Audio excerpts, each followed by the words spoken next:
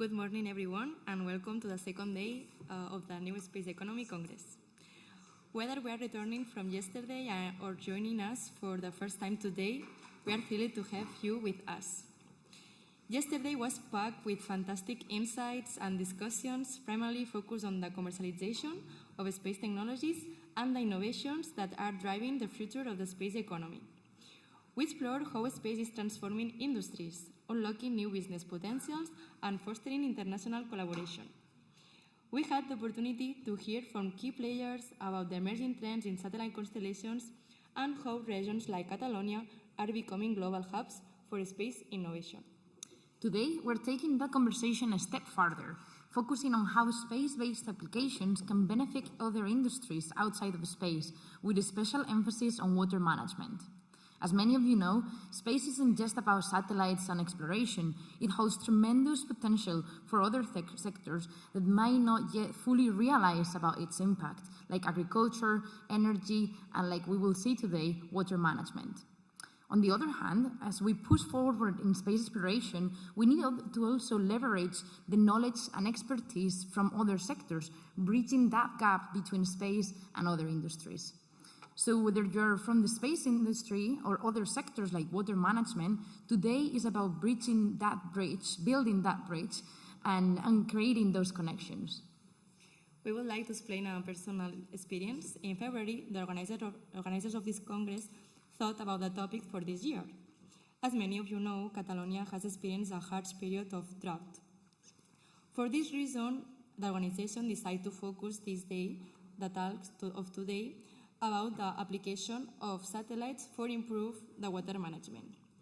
Today, the situation is better here, but we must not to forget to save this resource that is so basic for us and keep on going by creating new solutions to our society. Before we begin, I would like to take a moment to thank all our partners and sponsors for making this Congress possible. Your support is vital in helping us foster collaboration and drive innovation. Also, I want to remember that the coffee break today is at 10:45. And with that, let's dive into another exciting day of learning, collaboration, and innovation. We are so glad you are here.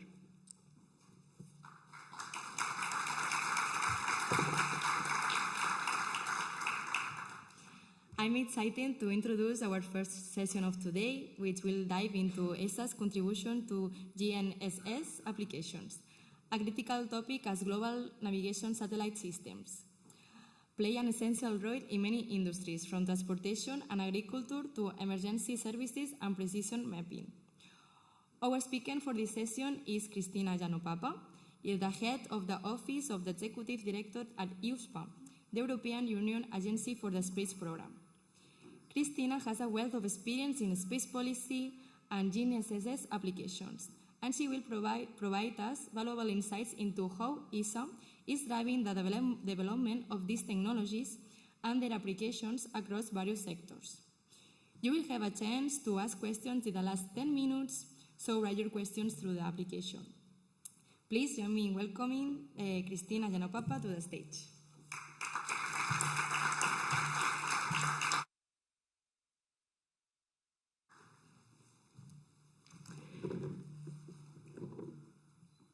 Thank you very much for the kind invitation. It's a pleasure to be here with you today as a representative of the European Union Agency for the Space Programme.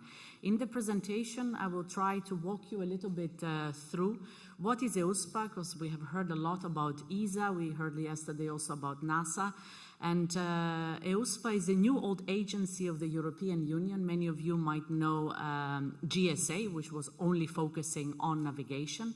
But times have changed, so I will walk you through that, and then we look specifically into different applications and what space technologies and applications can do for sustainability, including water management, agriculture, transport, etc.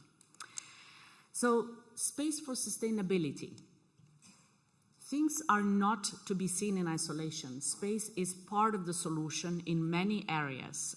And when we talk about sustainability on Earth, space technologies and applications can help and support decision and policymakers, as well as businesses as well as the citizens in a number of different fields. That be resource management, how do we efficiently look at resources, whether it is water, whether it is minerals or other elements. How can we do better agriculture and forestry and monitor the resources we have to do it more efficiently and more sustainably? Other areas such as health, also when it comes to manufacturing drugs and also looking at biodiversity preservation, looking at diseases and the way they move, space technologies and applications can help. Mobility, it goes without saying, and we would look in details. It can help in efficient logistics, which in turn will result in less emissions and more efficient fuel consumption, better management overall. Lately we have seen, and I will dwell into that as well, that space technologies and applications, a very big growing sector, is in relation to finances and insurances, energy, etc. There are many, and climate change for sure. Now, the European Union is engaged in space activities for a very long time, but in 2021, two things happened. The various components of the EU space program for navigation, Earth observation, telecommunications were brought under a single umbrella called the EU space program. And the European Union Agency for the Space Program was created as a part of this ecosystem. When it comes to Galileo and EGNOS, so we also heard yesterday Europe versus others, we can all be proud that Galileo is the best system today in the world, is operational, provides services, is the most accurate system that is out there today. And also in the area of Earth observation, Copernicus, we can also be very proud as Europeans because it's the best and most elaborate system in the world, being a data provider for a lot of businesses and policymakers, giving 16 terabytes of data per day. And the Union is now engaging more and more into the area of telecommunications, with GovSatcom being there as soon as possible to provide services in telecommunications, especially in cases where we see that terrestrial networks may fail when it comes, for example, to natural disasters. So EUSPA, the new old agency of the Union, from GSA to EUSPA in 2021 with the EU space regulation, the agency is engaging under three main pillars: exploitation, security, and utilization. It is the agency that it is responsible for ensuring the operation and the provision of services 24/7 of Galileo and Copernicus. We are building the GovSatcom hub for the Union and contributing to the IRIS constellation that will be developed, and also we are the ones that manage the front desk of EU SST, Space Surveillance and Tracking, here from our premises in Spain. When it comes to security, the European Union Agency for the Space Program is responsible for the operational security of the system, and we are responsible for the accreditation of every single component of the EU Space Program, because we are talking about operational systems which they need to have security within and monitored at all times and provided. And when it comes to utilization, and this is where I will dwell upon in the next slides, is basically all of this fantastic infrastructure that we have, which provides data, which is there for everyone. How can we support the market development and the market uptake? And the European Union Agency for the Space Program engages with SMEs, with entrepreneurs, for ensuring that innovation is brought in, and then it is space technologies and applications are utilized in the variety of the different sectors. So this means, I come back again to the fact that space, not alone, but in combination with others, different technologies of space, not alone, but in combination of navigation, Earth observation, telecommunication, they provide what is called this big data, part of the EU space ecosystem.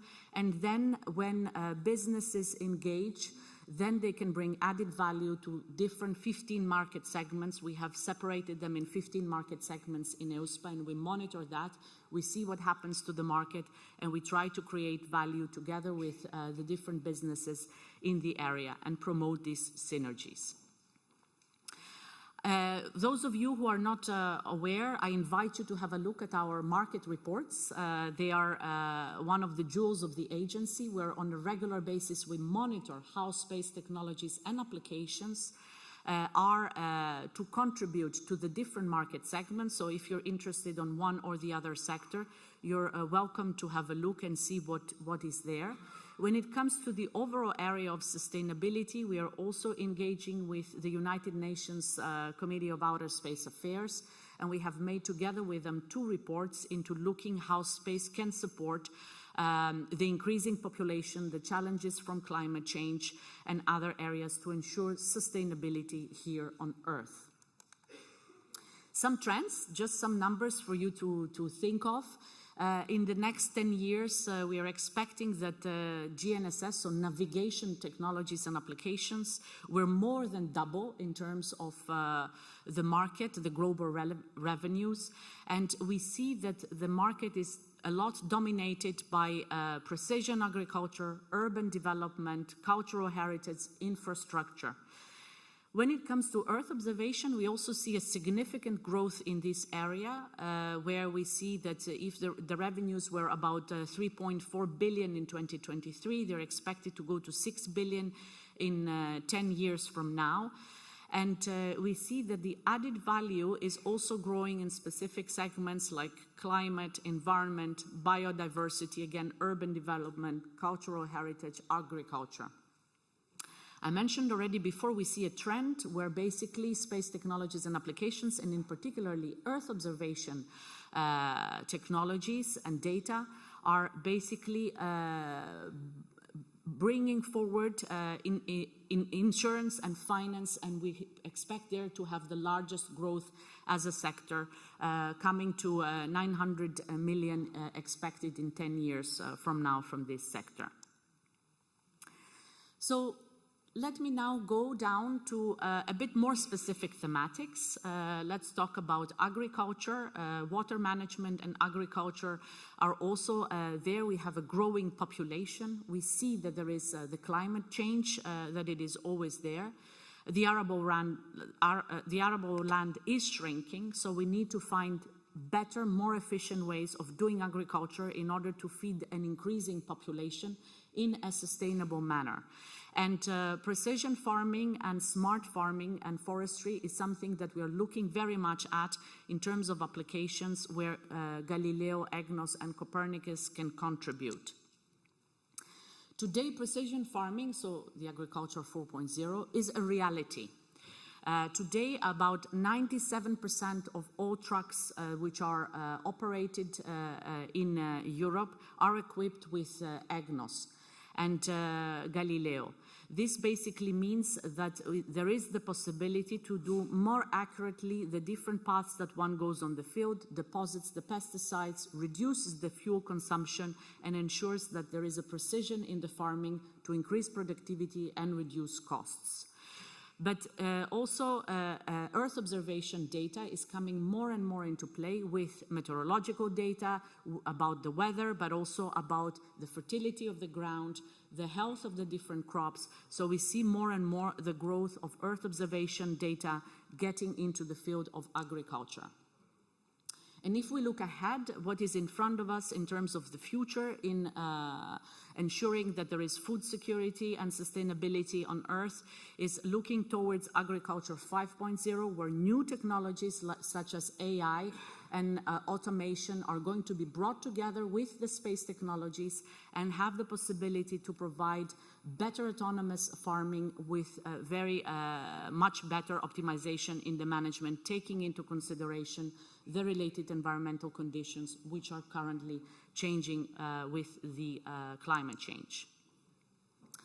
So EUSPA as a union agency is dedicated to the priorities of the EU, This also means that with space technologies and applications, we can support the CAP, the Common Agricultural Policy, from farm to fork, in order to ensure that we give the possibility to the farmers to provide better and more efficient activities, but also to go back to the diversity loss that can be there to sustain our activities around. Now let me take you through the path of transport. Transport and space technologies is something that it is also very much intertwined.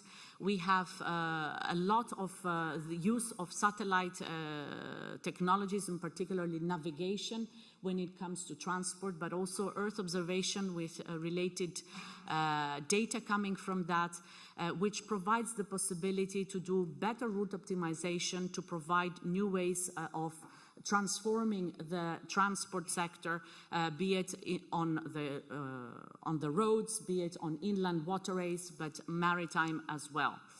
I will say a couple of more words when it comes to maritime.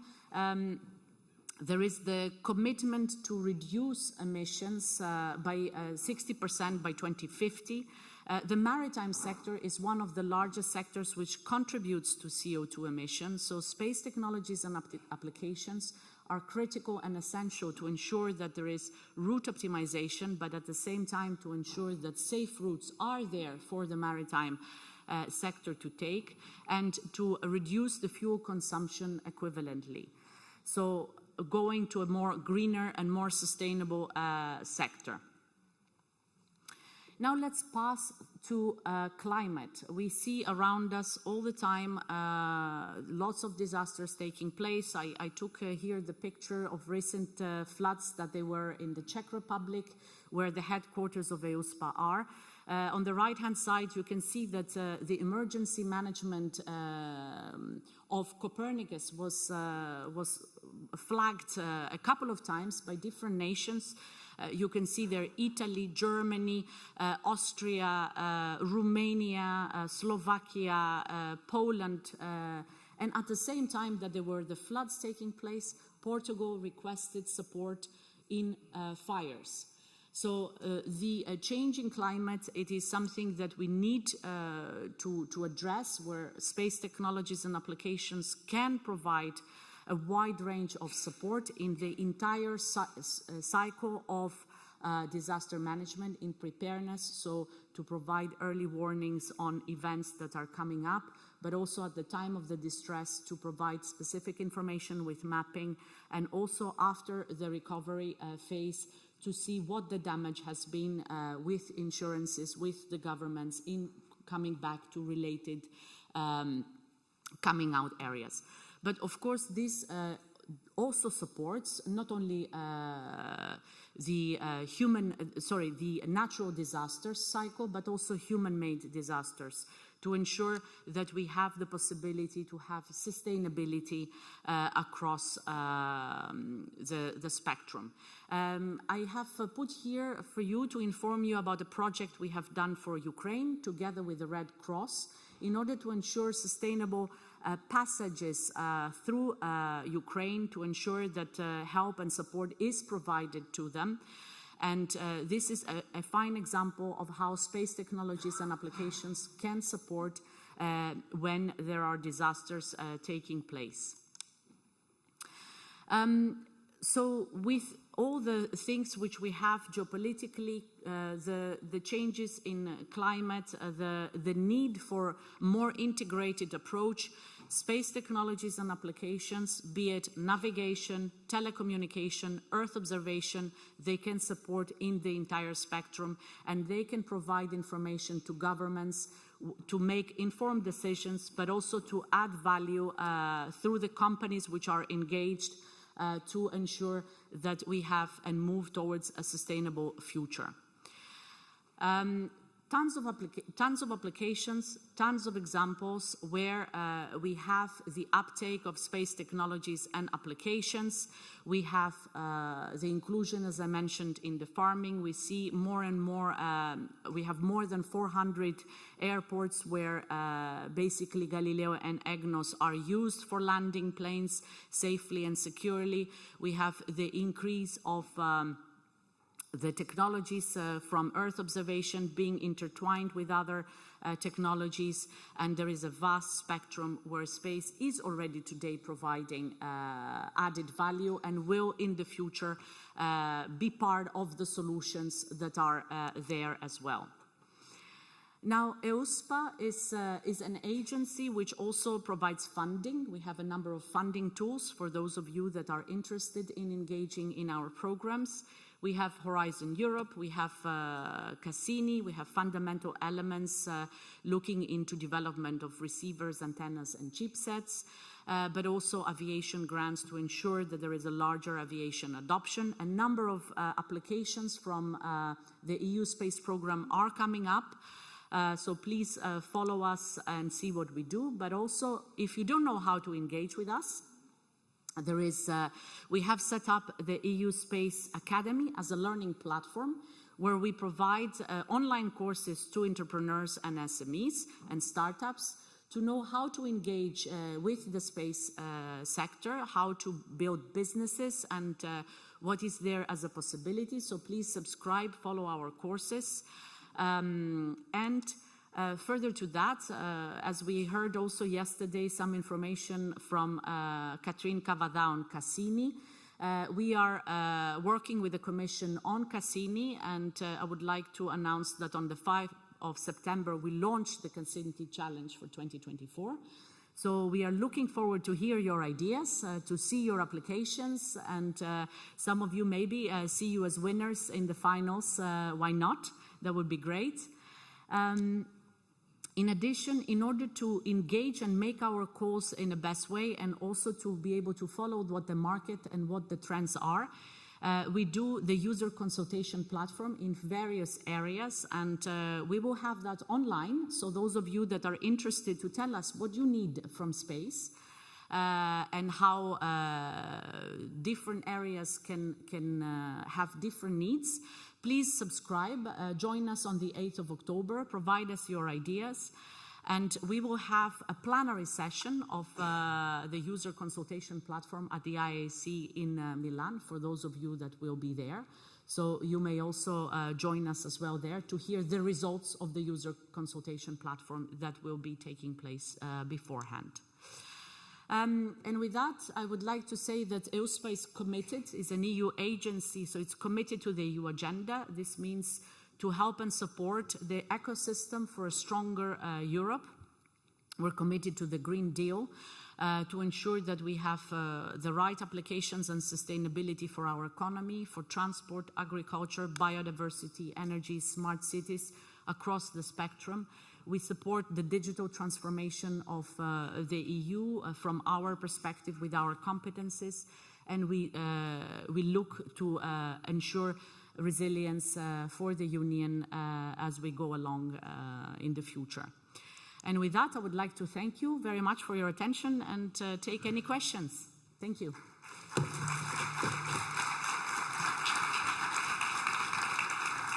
Thank you, Christina. It's amazing how we can help our society with these applications. Now we have the first question regarding subsidiary industries. Has ISPA specific programs to engage other sectors related with sustainability value change? Yes, so EUSPA is an agency which is operational and focuses on the market uptake, so the utilization of space technologies and applications in the different areas. And this includes different type of sectors. So we have identified the 15 market segments, so energy, transport,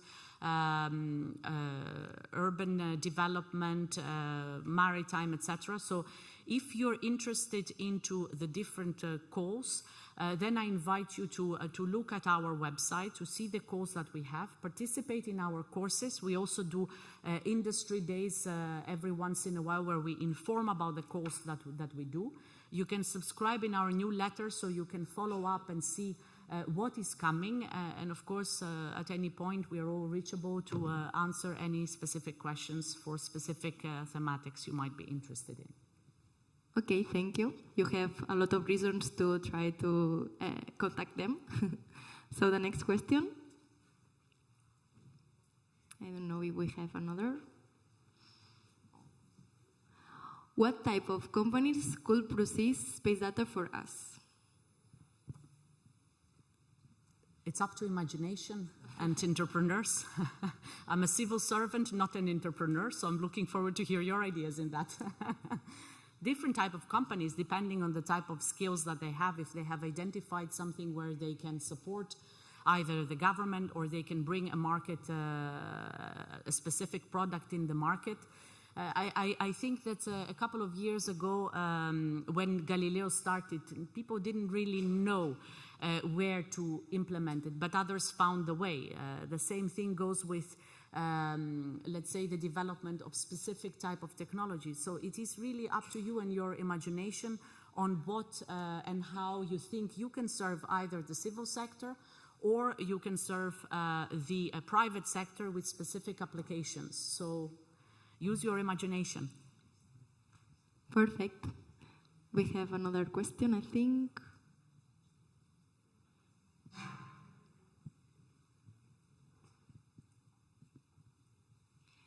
What are the risks of relying too heavily on space applications for sustainability, and how can they be mitigated? Okay, so what I was also saying is that space is not the only solution. It's part of the solution. This basically means that we have to be using space technologies and application in conjunction with other things.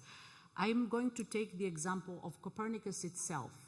Copernicus is, and that's why it's the most complete system that exists in the world, does not only take space data coming from satellites, it also includes data coming from air as well as ground. In this way, by combining the technologies, space, air, ground, you have the possibility to bring the data together and to be able to provide solutions which are sustainable. They have reduction of risk and they provide informed data for also policymakers as well as those which are in businesses and the citizen itself for the decision. So it's part of the solution. We need to see space as part of the total solution. I have a question, a personal question, Christina, because I think that there are some students from university. Are there any program focused on university students? Or I listen that this is Space Academy, no? But it's some courses only focused for university students? So students and universities are part of the ecosystem. So when we are talking about, many of you are very much aware of the Horizon calls, you often have universities as well as businesses engaging to these goals. We don't make a specific targeted separation. Also the EU Space Academy is also something that as well students can connect and participate to our courses.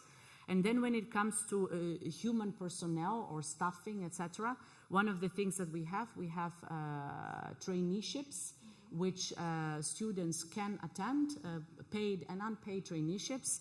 And here in this room, there is a former trainee of EUSPA. I'm very proud that she's here with you in the government working today. So it's very, there are possibilities from that side, and of course, there they have the possibility to see how the EU agency works from inside, apart from the different type of calls and funding that it is in the specific projects. Perfect. So if there are some students, you can go and visit EUSPA. Don't lose the opportunity. And the last question, what are the next steps for making these technologies more widely adopted in sustainability efforts? Yeah. So EUSPA, as the agency which is very much focused on the uptake and into promoting that, we do a lot of, let's say, events, and we participate to many events in order to do the outreach. We try to work specifically with the different sectors. So the team in EUSPA is dedicated to specific sectors where they work with and they know the ecosystem. And I can tell you an example. Every single mobile phone today is equipped with Galileo. So all mobile phones sold in the EU. But at the beginning, it was not so simple to get there because we had to go and work with the chip manufacturers, which manufacture the chip that goes into the mobile phone, in order to get these widespread activities. The same thing goes with all the cars today, which are sold in Europe. They are equipped with a Galileo. And again, this goes down to the chip manufacturer. So we do a lot of effort to try to bring it to the different areas. And of course, with the user consultation platform, and this is where I invite those of you that are here to promote it as much as possible, to have as many as possible non-usual suspects of the space sector itself to participate and tell us their needs, so then we can equivalently enable the sector to develop related applications. Perfect. Thank you, Christina. So I think that we finish now here. And thank you for your explanation and your presentation. Thank you.